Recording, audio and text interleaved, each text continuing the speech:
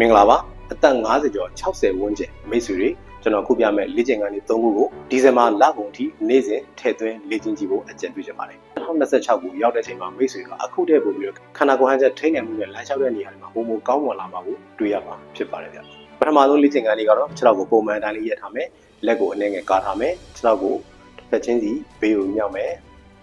နောက်တစ်ဖက်ပြန်ချရနဲ့ဘေးကိုမြောက်မယ်နောက်တစ်ဖက်ဘေးကိုကားမယ်နောက်တစ်ဖက်ဘေးကိုကားမယ်လက်ကလေးက balance ကိုထိန်းပြီးတော့ထားပေးရမှာဖြစ်ပါတယ်တကယ်လို့ကိုကဒီတိုင်းအလုံးမစွမ်းနိုင်ဘူးဆိုရင်တော့ထိုင်ကုန်လေးဖြစ်ဖြစ်နိုင်ရန်လေးမှာဖြစ်ဖြစ်ကန်ပြီးတော့လေ့ကျင့်လို့ရပါတယ်ဗျဒီလေ့ကျင့်ခန်းလေးကို10မိနစ်လောက်လေ့ကျင့်ပေးရမှာဖြစ်ပါတယ်ဗျဒုတိယမြောက်လေ့ကျင့်ခန်းလေးကလက်ကိုဘေးကိုအနေငယ်ကားထားမယ်ပြီးရင်ဒူကောင်းတစ်ဖက်ချင်းစီဖြည်းဖြည်းချင်းဆွဲမြောက်မယ်ဖြည်းဖြည်းချင်းပြန်ချမယ်တစ်ဖက်ချင်းစီဖြည်းဖြည်းချင်းဆွဲမြောက်မယ်ဖြည်းဖြည်းချင်းပြန်ချမယ်ဖြည်းဖြည်းချင်းဆွဲမြောက်မယ်ဖြည်းဖြည်းချင်းပြန်ချမယ်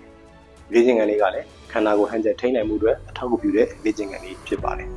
ဒီလေ့ကျင့်ခန်းလေးကို10မိနစ်လောက်ပြုလုပ်ပေးရမှာဖြစ်ပါတယ်တတိယမြောက်လေ့ကျင့်ခန်းလေးကတော့ခြေထောက်ကိုပုံမှန်တိုင်းရထားမယ်ခြေထောက်တစ်ဖက်ချင်းစီအရှိကို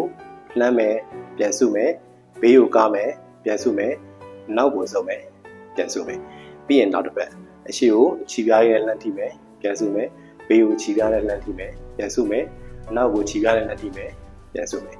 ဒီလေ့ကျင့်ခန်းလေးကခန္ဓာကိုယ်ဟန်ချက်ထိန်းနိုင်မှုအတွက်အထောက်အကူပြုတဲ့လေ့ကျင့်ခန်းလေးဖြစ်ပါတယ်ဒီလေ့ကျင့်ခန်းလေးကိုလည်း10မိနစ်လောက်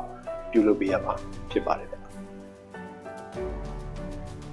ဟုတ်ကဲ့ကျွန်တော်ခုပြတဲ့လေ့ကျင့်ခန်းလေး3ခုကအသက်50ကျော်60ဝန်းကျင်မိတ်ဆွေဒီသင်မှာ31ထိနေ့စဉ်လေ့ကျင့်နေဆိုရင်2026ရောက်တဲ့ချိန်မှာမိတ်ဆွေကလမ်းလျှောက်တဲ့နေရာမှာရဲ့ခန္ဓာကိုယ်ဟန်ချက်ထိန်းနိုင်တဲ့နေရာမှာရဲ့ပုံကောင်းမွန်စေဖို့လည်းအထောက်အကူပြုတဲ့လေ့ကျင့်ခန်းလေးတွေဖြစ်ပါတယ်ဗျလေ့ကျင့်ခန်းလေးတွေကမိတ်ဆွေတွေအဆင်ပြေမဲ့ကြိုးရှိမယ်ကျွန်တော်မျှော်လင့်ပါတယ်ဗီဒီယိုလေးကိုစောင့်နေကြည့်ပြီးတော့လည်းအားလုံးကိုကျေးဇူးတင်ပါတယ်ကျွန်တော်ကတော့ကိုကြီးလေးပါပေါင်နေရာကျော်တဲ့သူတွေလည်းအလုပ်များလို့လေ့ကျင့်ခန်းအတွက်အချိန်မပေးနိုင်တဲ့ PC professional 900ကျော်ကိုအိမ်မှာနေရင်ပြန်လည်ကျန်းမာလာစေခဲ့တဲ့ Rehab System နဲ့ကိုကြီးလေးပြပေးနေတဲ့ Fat Loss Guide တယောက်ဖြစ်ပါတယ်